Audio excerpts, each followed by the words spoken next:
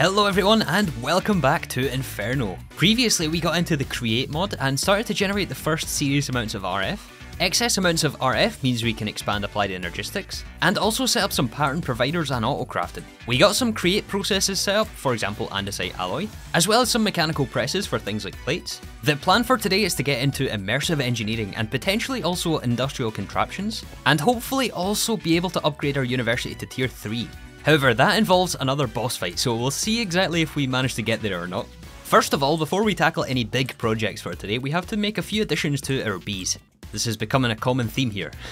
We have so many of these guys now, it's glorious. Yeah, we have a few spare on the end, we might actually have to build a few more. Anyways, what we're going to do here is actually have a double hive setup. So 2 beehives, 2 expansion boxes, simulators in each, connect the pipes to the back, give them both extraction modules. And actually for this type of bee, we don't need the centrifuge step. We can just hook this straight into the entangled block. We need a feed-in slab for each one. And I came prepared, we're going to give both of these hives quarry bees. As we know, the quarry bees are very flexible and it depends which type of flower you give. For example, this one is generating us sand. This time we're going to give them both the stripped version of the hyphae and also the stripped stems. This is like the 2x2 craft version. Sometimes the builders request this version, and rather than setting up a log stripping setup, potentially with create, why not just do it with the bees? I think these guys will actually give us both of these. We will also need the block upgrade so that they don't give us chips. We'll give them some time in a bottle so we can set the drawers. Haha, wait a minute. These are quarry bees, wait a second. It's the lumber bees we need, of course it is. Of course it's lumber bees. Okay, green and yellow carpenter, we can do that. And here I was thinking we were prepared, but no. Once I corrected our little oversight here, and got the wood set up in the storage drawers, I moved on to encoding some recipes in Create, using the contraptions that we built last episode.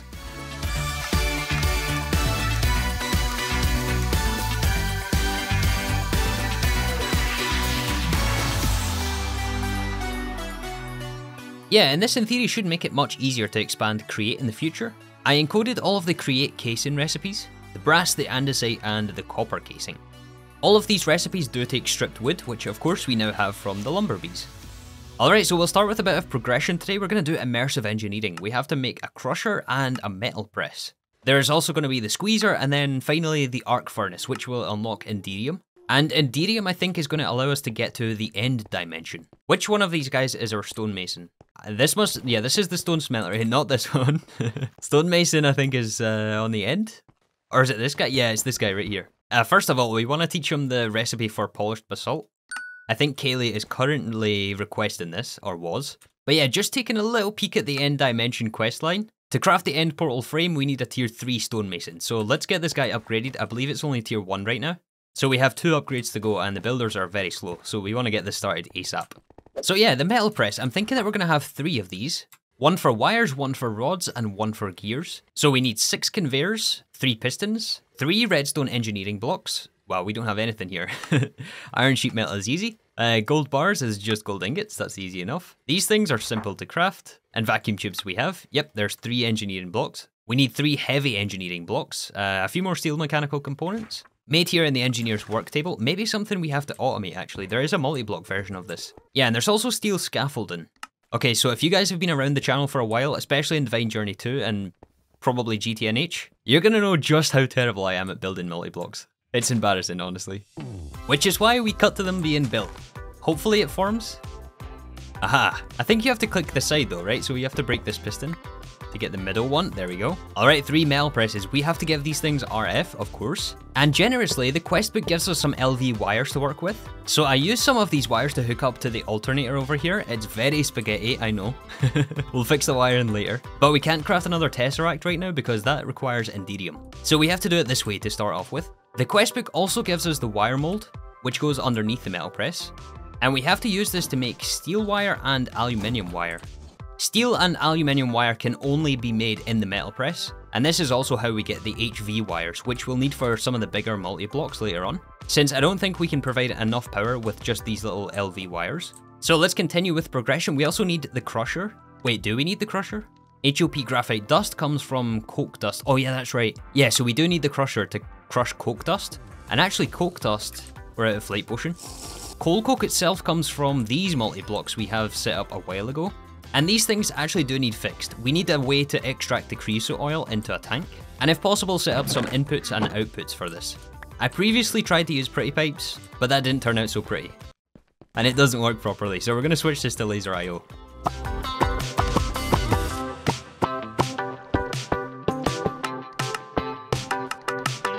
And that is why I love laser IO. Look how simple this is. Just a bunch of lasers connected to, well, the inputs have to be on the top, outputs have to be on the bottom for these things. And using a combination of the item and fluid cards, we can send all the fluids into this tank. Inputs are either coal or charcoal, and the lasers should round robin between the two coke ovens. And in the bottom drawer, we get our coal coke. We actually don't need this second one here. I mean, I guess if we wanted to make charcoal this way, if you also have logs as the input, it can make charcoal for you, so we might as well keep this one here. For the moment, we'll give this thing a decent amount of coal to work through, and we can let it process while we work on the crusher and the squeezer.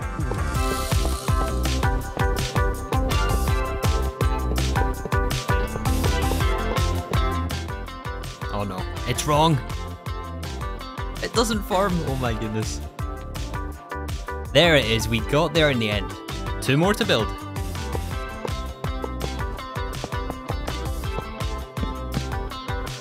Yeah, there we go. Alright, so we got our crusher and the squeezer. Next up is the arc furnace.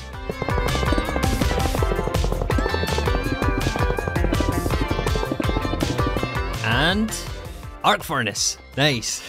And you know what, it's occurred to me, why don't we just use entangled blocks for this? Why don't we just entangle the alternator? And now the question is, where is the power port on this thing? Is it the top? I think it's these back ports here. And is this receiving power? It isn't. What happens if we use a connector so it's not directly connected? Oh, you need HV connector to power the arc furnace. That's what I thought. Okay. Also, word of warning, don't right click when you're crafting things. I just made 63 wire connectors at LV.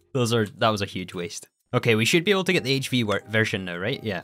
And HV wire, we need some of the aluminium and steel. I did throw a stack of each in the metal press. That should be finished by now. Okay, moment of truth. Does this work with HV wire? No. Perhaps the alternator just doesn't output from the bottom face? Maybe let's try this with capacitor banks. Basically just big batteries. If we set the input to the left, is this going to insert? Nope, it does not insert. Even though it shows there is RF in the entangled block. Maybe with a connector on top? No. Wait a second, here's... Wait. Maybe laser IO?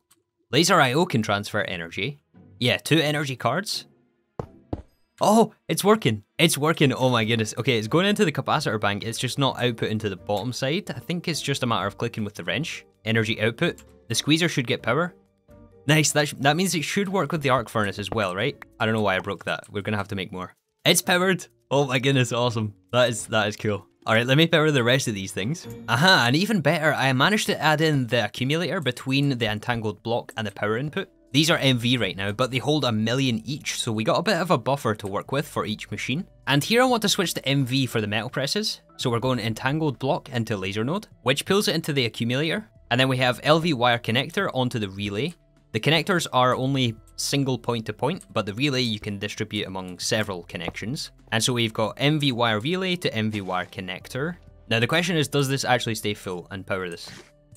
Yes, it looks like it. This shows no RF inside, but I think it just doesn't draw energy passively unless the thing it's connected to needs energy. But it seems to be working.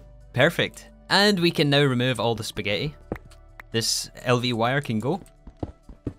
Oh, excellent. I just noticed the squeezer is off center here. Wait a minute, this is off center as well. This needs moved over a block. Oh my goodness, what am I doing? Is the arc furnace off as well? No, the arc furnace is okay. Yeah, we have to rebuild these ones. There's no way I can leave it like that. Alright, so it's been some time later. The coke ovens should have made enough coal coke by now. We can toss this through the crusher. We are going to get coke dust. 8 at a time through the squeezer gives us HOP graphite dust. I did move these multi-blocks into place. And then the HOP graphite dust we can smelt any second now. There we go. And so now the quest wants us to make the electrodes, which can only be made in the engineer's workbench. And we need the blueprint for it as well, right? Which comes from the toolsmith villager. I think it might have been 2 episodes back. I went and grabbed some more villagers. And I think it's this guy here that will sell us it for a dark gem. So if we swap out the blueprint in here, and we give it HOP graphite, we should be able to get our electrode and the quest. Wow, no way, the quest gives us 3 Unbreaking 8 versions. Which basically means we don't ever have to do this again. I mean, these things are never ever going to break. Oh, and there's our arc furnace quest. Yeah, this goes in the electrode slot. And now it unlocks the quest for Inderium. Yeah, I'm going to be slightly disappointed if we only have to use these machines once. Oh nice, I'm immediately proven wrong. We do actually need to use these things. So there's a quest called Gregless here, nice reference, which gets us into FTB Industrial Contraptions, and this does use the arc furnace. But there are several little mini projects around the base I would like to take care of, and it's going to take way too long if we keep doing it like this. So let's pick up the pace a little bit. And so we start with the Nether Miner from Mine Colonies. This can give us a lot of valuable resources, including Nether Stars actually once it's tier 5. I wanted to place it down next to the original mine, but that didn't exactly go according to plan. I spent quite some time trying to clean this up and get it moved into the correct location. And then the pick broke, not exactly a good start to picking up the pace here. Eventually though I did send Jensen on the case and he cleaned it up for us. Meanwhile I moved on to another bee addition. I picked up the lead bee, combining the blue banded bee and the iron bee. This will become important later on as it's used in making Enderium. And then I wanted to address the smelting system we set up last episode. You guys suggested adding some smart chutes and attribute filters. Inside the attribute filter we can blacklist the can be smelted tag, and by adding that onto smart chutes below the depots, it basically means that anything that cannot be smelted is going to be pulled out from the depots and sent back into our AE system. This basically means we can get around the issue of having to filter every single item we want to smelt. There are some limitations doing it like this, for example the stone recipe which can be smelted twice. But those are just some edge cases, and for the most part this is going to work well for us to automate the smelting recipes. So I noticed the mine colonists were short on quite a few materials which we do actually have in our AE system, it's just that they're not in the warehouse. So we can get around this issue by adding an applied energistics interface, stocking any material that we want to send, and then piping that into the entangled block which goes to the warehouse. I added things like the wood from the lumber bees, basalt, netherrack and cobblestone, and originally went with laser IO, although apparently the counting filter doesn't work for this. So I switched back to pretty pipes and that seemed to work.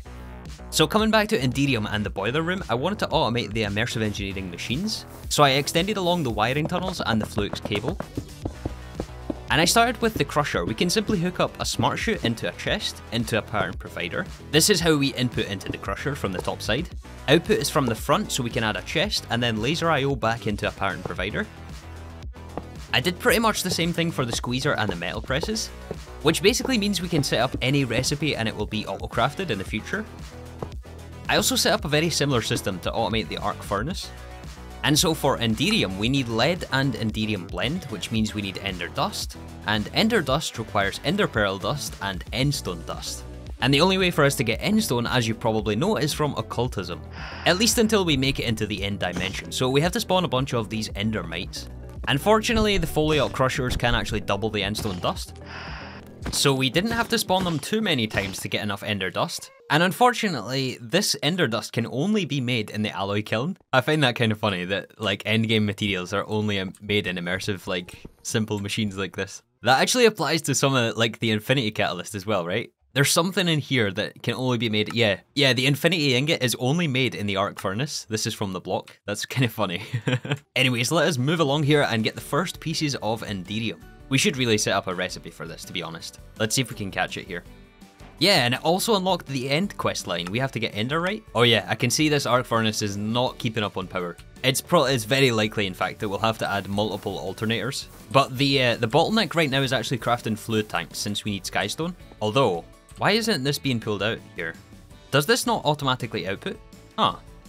Maybe not. Maybe we have to move the laser directly on the output port. Yeah, and we have the laser which goes back into the pattern provider below. Does that take it out? That is very strange. I'm not seeing the laser here. Normally there is a laser when you have the card inside. Oh, there we go. The chest is pulling it out now. Maybe I just didn't have them linked in the first place. That's also a possibility. However, we might not have to actually deal with the arc furnace for... Wait, no power? Oh yeah, the energy cell is empty here. I reckon it's the Tesseract. Aha, you know what it was, actually. We had the Tesseract directly on the energy cell, and I don't think you can transfer energy straight into this thing. So what was happening is we were actually getting power from the vibration chambers only, but I assume since we added more AE devices, that put more strain on the system, and we were never actually receiving any energy from the Tesseract. So I added in an energy acceptor in between. I'm stuck here. That kind of took an embarrassing amount of time for me to figure out, but we're back online. Okay, we're sorted. I was about to say though that we don't need to rely on the arc furnace for too much longer since we have the Enderium bees. You're coming with me? And well, we have the Enderium block to give the feeding slab. Nice. This also bypasses the need for endstone and ender pearls to make the ender dust. Let's make sure we set the drawer. And maximum upgrade. To unlock the tier 3 university, I need to use the Dame Fortuna Gateway Peril to summon and defeat the Overlord. Overlord?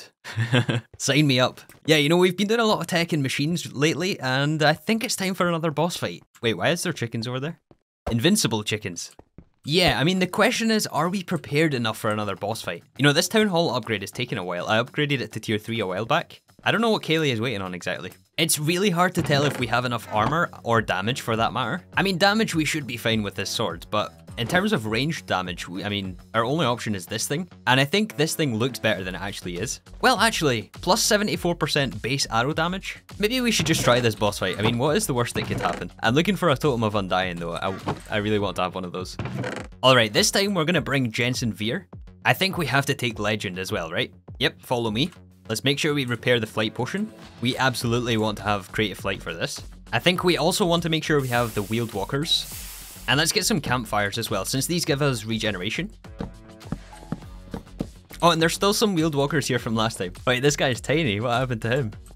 Yeah, so to get the gateway, we actually have to craft this thing. We need Infernal Essence. Pestle and Mortar, do we have one of these? I don't think we do. Yeah, first of all, in the mixing cauldron goes lava, 2 pieces of iron, nether quartz, and some stone. It's so tedious to craft like this. Okay, there's the pestle and mortar. In goes 3 lapis, dubious dust, and a dark power gem. Oh, that is cool. That is awesome. Aha, Infernal Essence. This we send through the alchemy table with an ender pearl. Awesome, there's the gateway pearl. And now we hope for the best. I have no idea what to expect here. You got this, Legend, right? Here we go. Oh, these guys again. And Vexes, I hear them. Oh, that is dealing some damage. Luckily we have our heal spell here. I really dislike these guys. We're not one-hitting them either, which is a bit scary. Legendary Vex, okay.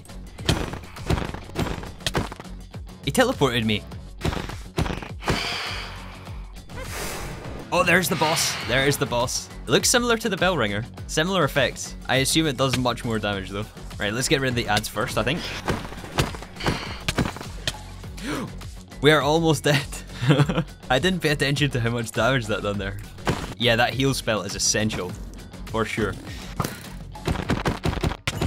Okay, we still got 6 minutes of flight, so 4-minute fight already. Maybe we should just focus the boss.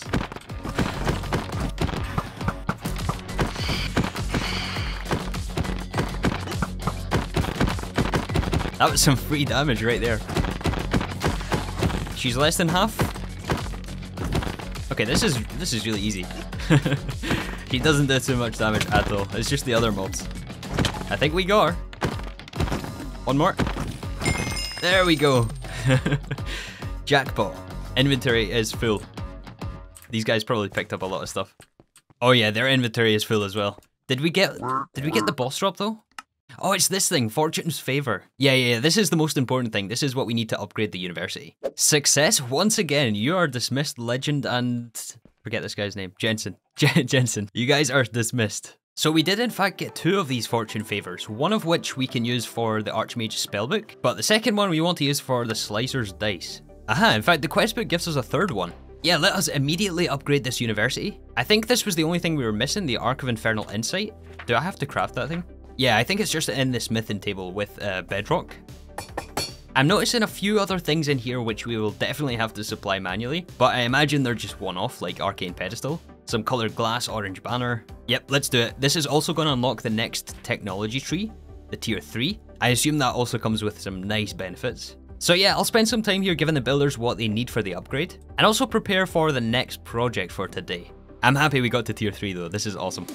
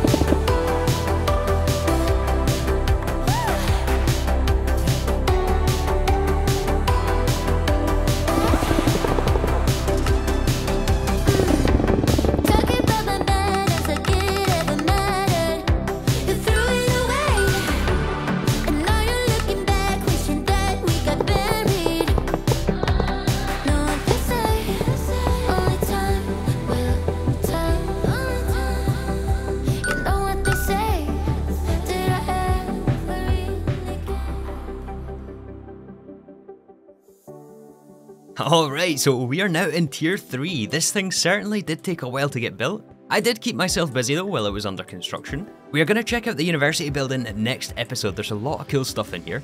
Anyways, we also have the tier 3 town hall completed.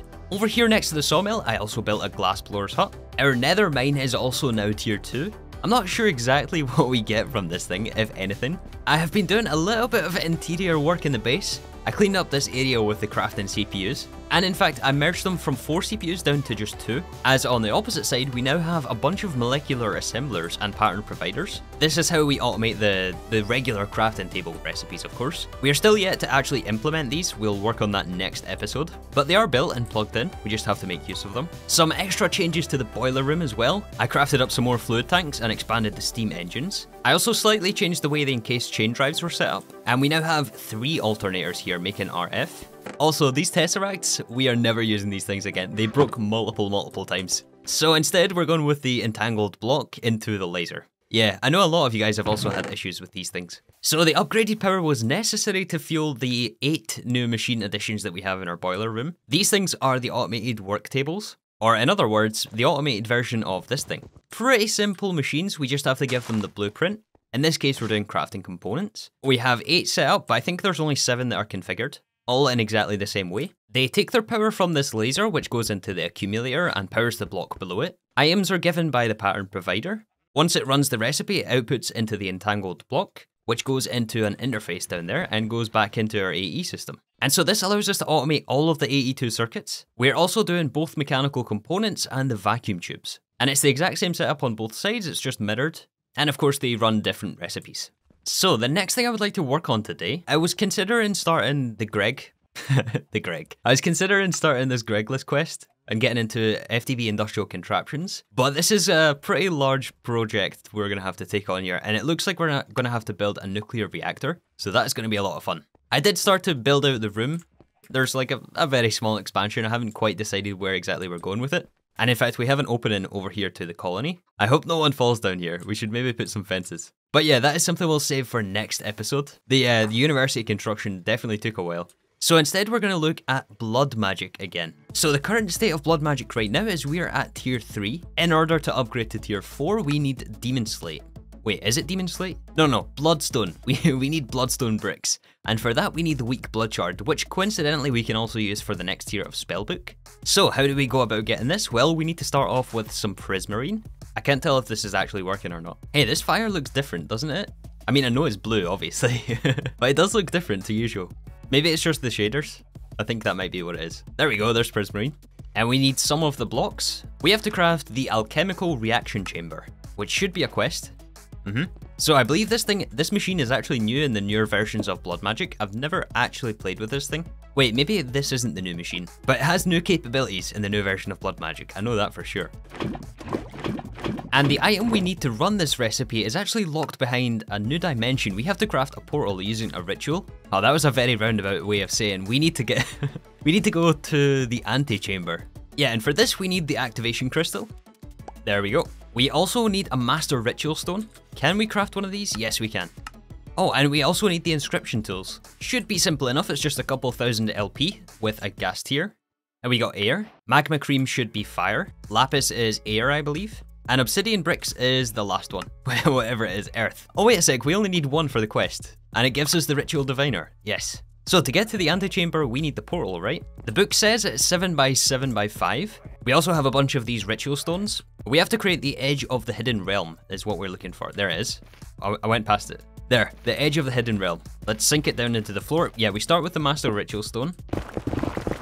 And this thing should just build it for us, assuming we have all the correct ritual stones in our inventory. Aha, that's awesome. To activate, we need at least a weak activation crystal, which we have, and a cost of 80,000 LP. The LP refers to our own life essence network. Right now we're at 62,000. We can increase it by putting our own linked blood orb inside a blood altar, and it's going to drain and slowly increase the life essence. We have to be careful we can't actually accept that much. 80,000 is a requirement. And we are at tier 3, so we have the Magician, which can go up to 150k, so we're perfectly okay with this. Let's keep sacrificing here to get enough. Almost there. Once we get up to 80,000, we can just click the ritual stone. Or do we throw it? No, we don't throw it. Wait a second. It's been a few years. Yeah, I think we put it inside our own blood altar. That links it to us. Now we should be able to click this. Aha! Yeah, and what we're looking for here is saturated tau. Some sort of a plant. The chest here gives us the iron key, and I think the quest also gives us some iron keys. Let's see what's behind door number 1. A very fast zombie. Oh yeah, and that's right, we can't break any spawners in this as well. We should have brought torches, I feel like. Oh my goodness, that is a full chest. Probably nothing even useful here though. What else we got? Another full chest. Hey, there's some mob skulls here, that could be useful. Wait, is this what we're looking for? Tau fruit? I think this is it, right? Wait, technically it's saturated tau though. If normal fruit grows while an animal is standing on top, it grows into saturated tau. Okay, so are we done here? I kind of want to see what's here, actually. Not much else in this room, it looks like. I mean, we have a few more keys. Let's keep going. Let's go to some other rooms here. No mobs in this one, though. Okay, what we got? More garbage. Anything in the furnaces? No. Yeah, I mean, nothing too crazy in here yet. I hear skeletons. One shot. Get one shot. Aha, one more key left. Nothing. Nothing again. I assume there is some sort of randomness to these dungeons though, so we can probably generate a new one somewhere else. I mean, 4 rooms isn't really much of a dungeon, I was expecting a bit more. Alright, so how do we turn this saturated then? Does it plant on soil? No. Does it plant on farmland? Maybe on rich soil? Ah, it does plant on rich soil. Alright, we got a little sheep here. I wonder if it works with bone meal. I hope it does. It's not growing any. Its life cycle is unfortunately a tad more complex than that of the humble potato. The fruit will mature into one of 2 varieties depending on the conditions in which it was raised. If the plant matures while a cow for example, is standing atop it, it leeches the health from the entity. So why you no grow? Why you no grow? Okay, here is something we're going to try. We're going to try the Ritual of Green Grove, which increases crop growth. I don't think this thing is affected by bone meal and it grows very, very slowly.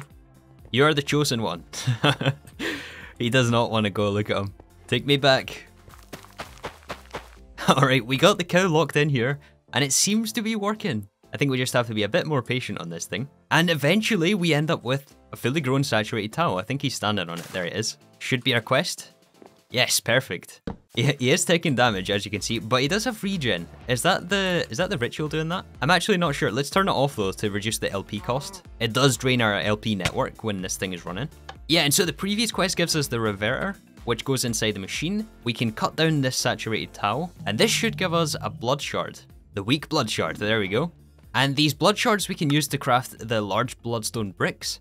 And these are used as the altar caps for the tier 4 blood altar. We in fact already have the runes in place for this. All we have to do is add the altar caps. Checking the divination sigil, we should see this thing at tier 4, perfect. Nice. Tier 4 means we're 1 step closer to tier 5, which unlocks Demonite, and we need Demonite for some of the endgame stuff. However, we are going to wrap up the episode right here. I have got some preparations to do before next time, but I think we're going to be starting Greg. Yes, hopefully get our nuclear reactor built. But yeah, thank you guys so much for watching, and I'll see you all in the next episode.